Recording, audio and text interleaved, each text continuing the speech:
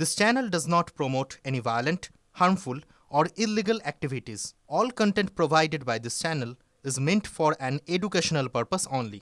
আমি যখন সপ্তম এবং অষ্টম গানের মাঝখানে কথা বলছি তখন একজন ভদ্রলোক দৌড়ে, হেঁটে না, দৌড়ে স্টেজে উঠে আসেন আমাকে মারতে, এবং ওটার ভিডিও আছে ওই স্কুলের কাছে। ওই ভিডিও যিনি যদি পাওয়া যায়, ওই ভিডিও যিনিই দেখবেন তিনিই বুঝতে পারবেন যে উনি আমাকে মারতেই উঠেছিলেন। এবং উনি যখন আমার প্রায় এরকম একটা ডিস্টেন্সে, তখন 2-3 জন ওনাকে থামিয়ে দেয়, এবং উনি যখন মারতে চেয়েও আমাকে মারতে পারলেন না, কারণ ওনাকে থামিয়ে দেওয়া হলো।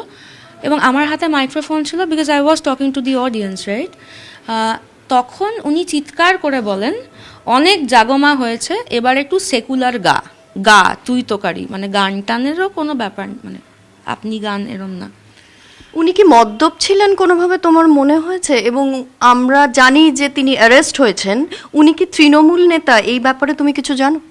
আমার পক্ষে কোনোটাই জানা সম্ভব না, কারণ আমি তো স্টেজের ওপর অনুষ্ঠান করছিলাম। উনি কে বা নাম ইত্যাদি আমাকে তো পরে জানতে হলো যখন আমি জেনারেল ডায়েরি করতে গেলাম। যে আমার পক্ষে এগুলো নিয়ে কিছুই বলা সম্ভব না। আমি স্টেজ থেকে দেখিও নি, আমি কথা বলছিলাম, হঠাৎ দেখলাম একজন মানুষ আমাকে এখানে মারতে এসছেন। তো উনি বললেন যে অনেক জাগমা হয়েছে, এবার একটু সেকুলার গা। তারপরে ওনাকে সবাই ধরে বেঁধে কোথাও নিয়ে গেল, আমি জানি না। আমি স্টেজে 2-1 কথা বললে যে দেখুন এরকম হলো, এরপর তো আর অনুষ্ঠান করা সম্ভব না বলে আমি স্টেজ থেকে নেমে গেলাম। তারপর আমি ভগবানপুর পুলিশ স্টেশনে গেলাম এবং গিয়ে আমি জানালাম যে এরকম হয়েছে। তো ওনারা বললেন যে আপনি একটা জেনারেল ডায়েরি করুন। আমি একটা জেনারেল ডায়েরি করলাম। একজন গায়িকা একটা স্টেজ শো করতে গিয়ে প্রায় শারীরিক হেনস্থার মুখে পড়ছে। বাংলায় কি শিল্পীরা একেবারেই নিরাপদ নয় বিভিন্ন স্টেজ শোতে পৌঁছে? তোমার কি সেরম মনে হয়? কারণ এরকম ঘটনা তো মাঝে মাঝে ঘটে, আমরা জানতে পারি। হ্যাঁ, মানে সেটাই আমি এবং আমার ব্যান্ড কালকে যখন গাড়ি করে সব কিছু করে রাতে বাড়ি ফিরছি, আমরা সেটাই বলছিলাম যে দেখ, আমরা রোজ কত কিছু শুনি, কিন্তু যতক্ষণ না আমাদের নিজেদের সাথে হয় ততক্ষণ তো আমরা রিলেট করতে পারি না। কারণ এটা সত্যি যে আমি 11 বছর ধরে গান গাইছি, অনেক কিছু হয়। একটা লাইভ শো করতে গেলে সামনে যখন এত মানুষ থাকে, প্রত্যেকটা শিল্পীরই নানান কিছু হয়। এরকমও দিন হয়েছে যে বলেছে যে দিদি গান ভাল লাগছে না, নেমে যান। সেটা আপনি বলতেই পারেন স্টেজের নিচ থেকে।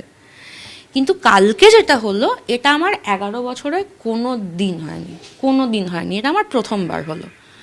তো না, শিল্পীদের কোনো জায়গা নেই কেন? আমি আমার পুলিশ প্রশাসনের ওপর ভরসা আছে। আমরা যাতে নিজেদের ইচ্ছে মতো গান গাইতে পারি, এটা নিশ্চয়ই ওনারা এনশিওর করবেন। কেন শিল্পীদের জায়গা থাকবে না? শিল্পীর জায়গা নিশ্চয়ই থাকবে। কালকের একটা ঘটনা ঘটেছে এবং আই এম শিওর এবার থেকে পুলিশ প্রশাসন নজর রাখবেন যাতে এরকমটা।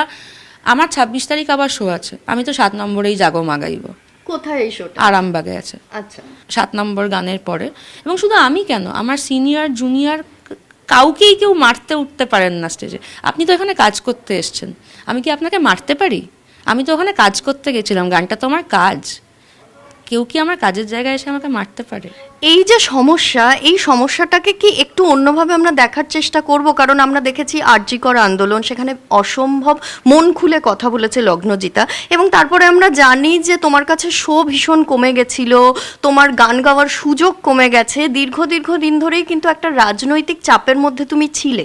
সেটার সাথে কি এই ঘটনাটাকে কোনোভাবে এক করতে চাও? আমার কিন্তু সেটা মনে হয়নি, একদমই সেটা মনে হয়নি। কারণ যখন ঘটনাটা ঘটেছে তখন তো আমি জানিই না যে উনি কে, ওনার কি নাম, কি পদবি। আমার কনসার্নটা অন্য। উনি যে কোনো দলের হতে পারে, সেটা আমার কনসার্নই নয়।